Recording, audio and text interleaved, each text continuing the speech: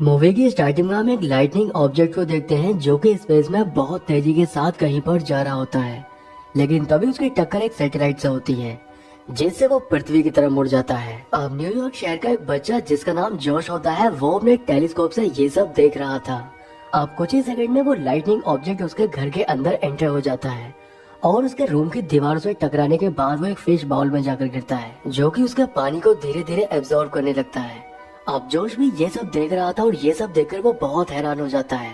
इसलिए ये बात वो अपनी माँ जीना को जाकर बताता है, लेकिन उसकी माँ अपने बेटे की बातों पर ज्यादा ध्यान नहीं देती और वो उसकी बातों को इग्नोर कर देती है।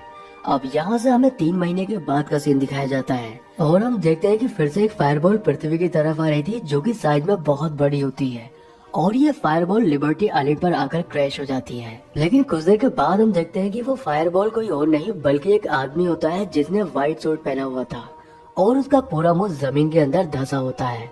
अब कुछ देर के बाद वो आदमी जमीन से अपना मुंह बाहर निकाल लेता है। उसका सूट मिट्टी से गंदा हो चुका था, इसलिए वो अपने सूट को साफ करने के बाद शहर में चला जाता है जो कि काफी अजीब तरह से चल रहा था। उसको चलता हुआ शहर के बाकी लोग बड़ी ही हैरानी के साथ देख रहे थे। इस आदमी को रोड के नियम भी पता नहीं होते हैं, इसलिए जब रेड सिग्नल हो रखा था तब वो रोड क्रॉस करने लगता है जिससे जीना उसे अपनी गाड़ी से उड़ा देती है। अब वो उस आदमी की मदद करने के लिए अपनी गाड़ी से उतर जाती है और जब वो उसके पास आकर देखती है तब उसे पता चलता है कि उस आदमी की दोनों टांगें टेढ़ी हो चुकी हैं। वो बाकी लोगों से मदद मांगने लगती है, लेकिन जैसे ही वो पीछे मुड़कर देखती है उसे पता चलता है कि जिस आदमी की उसने टक्कर मारी है वो गायब हो चुका है। आगे से हम देखते हैं कि वो आदमी अपनी टेढ़ी टांगों की मदद से ही चलता हुआ एक शांत जगह पर जाकर खड़ा हो जाता है और तभी उसका कान एक गेट की तरह खुलता है जिसके अंदर से एक रिपेयरमैन बाहर आता है जो कि रस्से की मदद से होता हुआ उसके टूटे हुए पैर तक पहुंचता है जहां पर एक बटन लगा हुआ था जिसको वो जैसे ही दबाता है वहां पर भी एक गेट लगा हुआ था जिसके अंदर बहुत सारे वायर होते हैं और यहाँ पर हमें पता चलता है कि ये व्हाइट सूट वाला आदमी कोई इंसान नहीं बल्कि एलियन का स्पेसशिप है जिसके अंदर बहुत सारे छोटे छोटे एलियन इसको कंट्रोल करते हैं और इन छोटे छोटे एलियन को उनके नंबर से पहचाना जा सकता है। जैसे नंबर 1 स्पेसशिप का कैप्टन होता है, वही नंबर 2 वाइस कैप्टन है, जबकि नंबर 3 कैप्टन की असिस्टेंट होती है। और स्पेसशिप के अंदर जितने भी एलियन हैं वो स्पेसशिप के अलग अलग पार्ट में काम करते हैं और सभी की रिपोर्ट कैप्टन को देते हैं। अब जो एलियन बाहर रिपेयरिंग करने के लिए गया हुआ था वो कैप्टन को बताता है कि एक्सीडेंट होने की वजह से स्पेसशिप में कुछ खराबी आ चुकी है, इसलिए कैप्टन सभी क्रू मेंबर को मीटिंग हॉल में बुलाता है। और यहाँ पर हमें पता चलता है कि एलियन का ग्रह बहुत जल्द खत्म होने वाला है और उन्हें पृथ्वी से 48 घंटे के अंदर नमक और पानी को अपने ग्रह पर ले जाना होगा जिससे वो अपने ग्रह को बचा सके। लेकिन नमक और पानी को एब्जॉर्ब करने वाला जो यंत्र होता है जिसको ऑर्फ कहा जाता है वो इनसे गुम हो चुका है और ये उसी को ढूंढ रहे होते हैं। दरअसल 3 महीने पहले जो बॉल जोश के फिश टैंक में आकर गिरी थी ये उसी को ढूंढ रहे थे क्योंकि वही एलियन का ऑर्ब होता है और ये उसी की मदद से नमक और पानी को अपने ग्रह पर लेकर जाएंगे। लेकिन ऐसा करने के बाद पृथ्वी पूरी तरह से तबाह हो जाएगी। आगे से हम देखते हैं कि जोश उस आदमी को अपनी बालकनी के नीचे खड़ा हुआ देखता है, इसलिए वो अपनी माँ को बुला लेता है और जीना जब उस आदमी को देखती है तो वो पहचान जाती है कि ये वही आदमी है जिसको उसने कार से टक्कर मारी थी। इसलिए वो उसके पास जाकर उससे माफी मांगती है और उससे बात करने की कोशिश करती है, पर अंदर बैठे कैप्टन को उसकी बातें समझ नहीं आ रही थी, इसलिए वो अपने असिस्टेंट से गूगल ट्रांसलेट करने के लिए कहता है।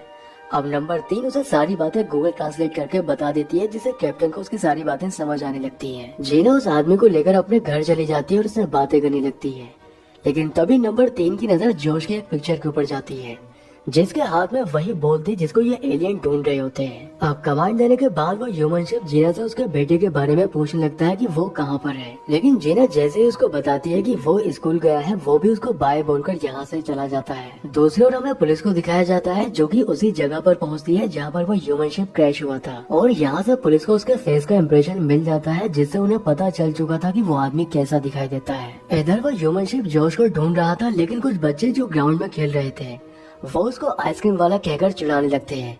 इस बात से कैप्टन को काफी अजीब लगता है कि आखिर ये बच्चे उसे आइसक्रीम वाला क्यों बोल रहे हैं, इसलिए जब वो गूगल पर सर्च करता है तब उसे पता चलता है कि जैसी ड्रेस उसने पहनी है यहाँ पर वैसे ड्रेस आइसक्रीम वाले पहनते हैं। इसलिए वो कपड़े खरीदने के लिए एक मॉल में जाता है, लेकिन यहाँ पर उसे पता चलता है कि कपड़े खरीदने के लिए यहाँ पर पैसे देने होते हैं। इसलिए वो टेबल पर पड़ी करेंसी को स्कैन करके ट्रायल रूम में जाकर वैसे ही बहुत सारी करेंसी प्रिंट कर लेता है और उससे नए कपड़े खरीदकर वो जोश को ढूंढने के लिए उसके स्कूल की तरफ निकल जाता है। इधर हम जोश को देखते हैं जो कि उसी बॉल से खेल रहा था। लेकिन एक बच्चा उसे तंग करने लगता है और उसके हाथ से वो बॉल भी छीन लेता है। अब वो ह्यूमन शिप जोश को ढूंढता हुआ स्कूल पहुंच जाता है, लेकिन स्कूल का प्रिंसिपल उसे टीचर समझ रहा था, जिससे वो उसे क्लास में जाकर बच्चों को पढ़ाने के लिए कहता है। अब वो बच्चों को पढ़ाने के लिए जोश की क्लास में पहुंच जाता है, लेकिन यहाँ पर वो बच्चा भी था जिसने उसकी बॉल छीनी थी और वो उस ह्यूमन शिप को देखकर उसे बुली करने लगता है। लेकिन जब वो ह्यूमन शिप अपने दोनों हाथों से बोर्ड पर लिखता है, तब ये सब देखकर बच्चे काफी हैरान हो जाते हैं। अब क्लास खत्म होने के बाद वो जोश को लेकर बाहर आता है और उससे उस बॉल के बारे में पूछने लगता है, जिसे सुनकर वो काफी हैरान हो जाता है कि आखिर उसे उस बॉल के बारे में कैसे पता चला, क्योंकि वो बॉल तो स्पेसशिप से आकर गिरी थी। लेकिन जब वो उससे पूछता है कि क्या तुम एलियन हो, ये सुनकर कैप्टन और उसके बाकी क्रू मेंबर बहुत हैरान हो जाते हैं, क्योंकि जोश को उनकी सच्चाई का पता चल चुका था। जोश उसे बताता है कि जो बॉल तुम तलाश कर रहे हो वो इस समय मेरे पास नहीं है, बल्कि वो बॉल मेरे क्लासमेट सैम ने मुझसे छीन ली है। अगर तुम चाहो तो मैं तुम्हें उसके पास लेकर जा सकता हूँ। वो सैम को ढूंढने के लिए कैंटीन में पहुँचता है, लेकिन सैम यहाँ पर नहीं होता है। पर तभी यहाँ पर दो गुंडे आ जाते हैं जो कि इस कैंटीन को लूटने के लिए आए थे, लेकिन वो ह्यूमन शिप उनमें से एक गुंडे को उठाकर दूर फेंक देता है, जिससे उसके दूसरे साथी को बहुत गुस्सा आता है और वो उसके ऊपर गन पॉइंट कर लेता है। पर वो अपनी 2 उंगलियों से ही उसकी गन को दबा देता है, जिसे देखकर वो गुंडा बहुत ज्यादा डर जाता है और यहाँ से भाग जाता है। अब इनको सैम तो नहीं मिल पाया था, इसलिए जोश उसको अपने घर चलने के लिए कहता है। इसलिए अब ये दोनों घर जाकर वीडियो गेम खेलने लगते हैं। पर कुछ देर के बाद जीना भी घर आ जाती है, जिसे देखकर वो ह्यूमन शिप यहाँ से जाने लगता है। लेकिन जीना उसे आज रात अपने साथ डिनर पर चलने के लिए कहती है, जिसके लिए वो मान जाता है। लेकिन जीना को अभी तक उसका नाम पता नहीं था, इसलिए जब वो उससे उसका नाम पूछती है तब वो उसे अपना नाम डेव बता देता है। अब डेव को लेकर डिनर पर जाती है, जहाँ पर एक हॉट डॉग कंपटीशन चल रहा होता है। इसलिए डेव उस कंपटीशन में पार्टिसिपेट करता है और बहुत सारे हॉट डॉग खाकर उस कंपटीशन को जीत लेता है, जिसके लिए उसे गिफ्ट में एक टेडी बियर मिलता है। लेकिन उसे वो बहुत ही खतरनाक चीज लग रही थी, पर तभी नंबर 3 गूगल से सर्च करके उसे बताती है कि वो एक टेडी बियर है और उसे वो टेडी बियर जीना को गिफ्ट कर देना चाहिए। अब डेव वो टेडी बियर जीना को गिफ्ट कर देता है, जिससे वो उससे बहुत ही इम्प्रेस हो जाती है। पर तभी डेव एक्सक्यूज मी बोलकर वॉशरूम चला जाता है और उसने कंपटीशन के दौरान जितने भी हॉट डॉग खाए थे उसके अंदर के एलियन उन सभी को बाहर निकाल देते हैं। अब वॉशरूम से बाहर आने के बाद डेव देखता है कि जो सैम से अपनी बॉल लेने की कोशिश कर रहा था, पर वो उसको बॉल नहीं दे रहा होता है, जिससे डेव उसको उल्टा लटकाकर उससे अपनी बॉल छीन लेता है। बॉल मिलने के बाद शिप के सभी क्रू मेंबर बहुत खुश होते हैं और वाइस कैप्टन से कहता है कि हमें अब बॉल मिल चुकी है, इसलिए हमें जल्द ही काम खत्म करके अपने गृह लौट जाना चाहिए। लेकिन कैप्टन को पृथ्वी पर मजा आने लगा था, इसलिए वो कुछ दिन और रुकने का फैसला करता है। पर उनको पृथ्वी पर 48 घंटे पूरे हो चुके थे, जिससे डेव की बैटरी डाउन हो जाती है और वो नीचे गिरकर बेहोश हो जाता है। जीना उसको बेहोश देखकर बहुत घबरा जाती है, इसलिए वो उसको लेकर हॉस्पिटल पहुँचती है, जहाँ पर डॉक्टर जब उसको इलेक्ट्रिक शॉक लगाता है तब वो फिर से चार्ज होने लगता है और थोड़ी देर के बाद वो पूरी तरह से ठीक हो जाता है। डेव को देखकर जीना बहुत खुश होती है और वो उसे बताती है कि आज मेरा बर्थडे है और मैं अपने बर्थडे को तुम्हारे साथ सेलिब्रेट करना चाहती हूँ, जिसके लिए डेव भी मान जाता है।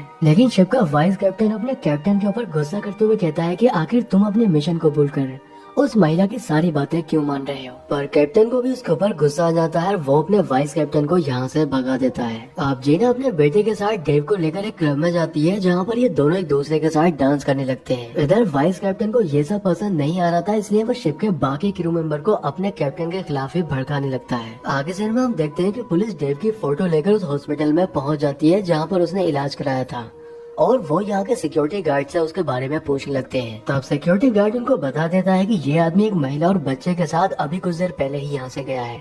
इसलिए पुलिस डेव को ढूंढती हुई क्लब तक पहुँच जाती है और उसको अरेस्ट कर लेती है। पर शिप के क्रू मेंबर पुलिस के ऊपर हमला करने के लिए कहते हैं, पर कैप्टन उनको रोक लेता है।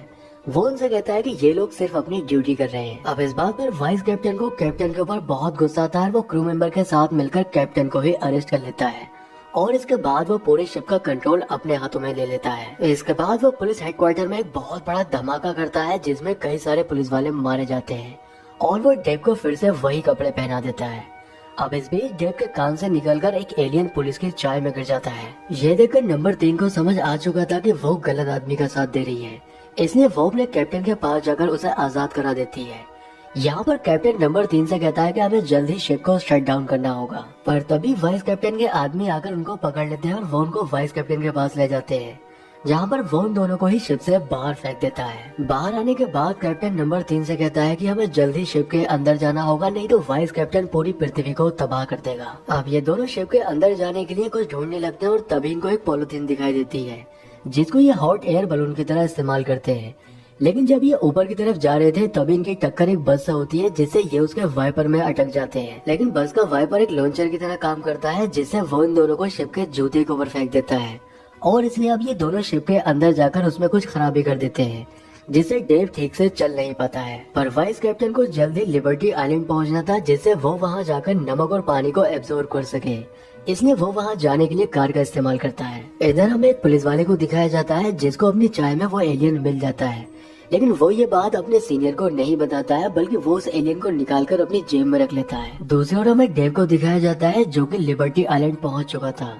और वो ऑर्ब को पानी में फेंक नहीं पा रहा था कि तभी कैप्टन उसे कंट्रोल करके रोकने की कोशिश करता है। पर काफी कोशिश करने के बाद भी वो उसको रोक नहीं पाता और वो बॉल उसके हाथ से छूटकर समुद्र में गिर जाती है। अब कैप्टन नंबर 3 के साथ अपने क्रू मेंबर के पास आता है और उन्हें समझाने लगता है कि इंसान हमारे दुश्मन नहीं है, इसलिए हमें अपने फायदे के लिए पृथ्वी को नुकसान नहीं पहुंचाना चाहिए। कैप्टन की बातों से सभी क्रू मेंबर सहमत हो जाते हैं, इसलिए एक बार फिर से शिप का कंट्रोल कैप्टन के हाथों में आ जाता है और इसके बाद वो उस ऑर्ब को पानी से बाहर निकालने का ऑर्डर देता है। लेकिन शिप का इंजीनियर उसे बताता है कि अगर हम ऐसा करते हैं तब शिप की पूरी पावर खत्म हो जाएगी और हम यहीं पर फंस कर रह जाएंगे। अब इनके पास दो ही रास्ते थे कि या तो ये खुद को बचा सकते थे या फिर पृथ्वी को, लेकिन कैप्टन पृथ्वी को बचाने का फैसला करता है और उसके इस फैसले से उसके क्रू मेंबर बहुत खुश होते हैं। अब कैप्टन उस शिप की सारी पावर इस्तेमाल करके उस ऑर्ब को पानी से बाहर निकाल लेता है, लेकिन ऐसा करते ही शिप शट डाउन हो जाता है और तभी यहाँ पर पुलिस आकर डेव को चारों तरफ से घेर लेती है। यहाँ पर जॉर्ज और उसकी माँ भी पहुँच जाते हैं, लेकिन जॉर्ज जब डेव को शट डाउन देखता है तो वो एक पुलिस वाले के इलेक्ट्रॉनिक डिवाइस छीनकर डेव के लगा देता है, जैसे इलेक्ट्रिक शॉक लगने पर डेव चार्ज हो जाता है और ये देखकर शिप के क्रू मेंबर बहुत खुश होते हैं। अब इसके बाद डेव अपना मुंह खोलता है, जिसके अंदर से कैप्टन नंबर 3 को लेकर बाहर आता है और वो सभी लोगों को बताने लगता है कि तुम्हारी पृथ्वी पूरी तरह से सेफ है, हम उसे कोई भी नुकसान नहीं पहुंचाएंगे। वो जॉर्ज को थैंक यू बोलते हुए कहता है कि एक दिन तुम बहुत अच्छे कैप्टन बनोगे। अब जिस पुलिस वाले ने उस एलियन को अपनी जेब में रखा था वो उसको वापस डेव के मुंह में रख देता है,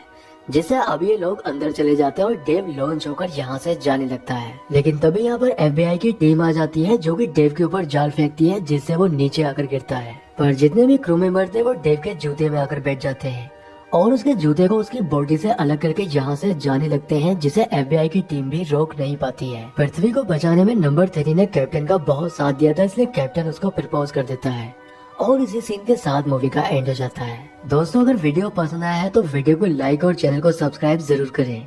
तो मैं आपसे मिलता हूँ अगले वीडियो में।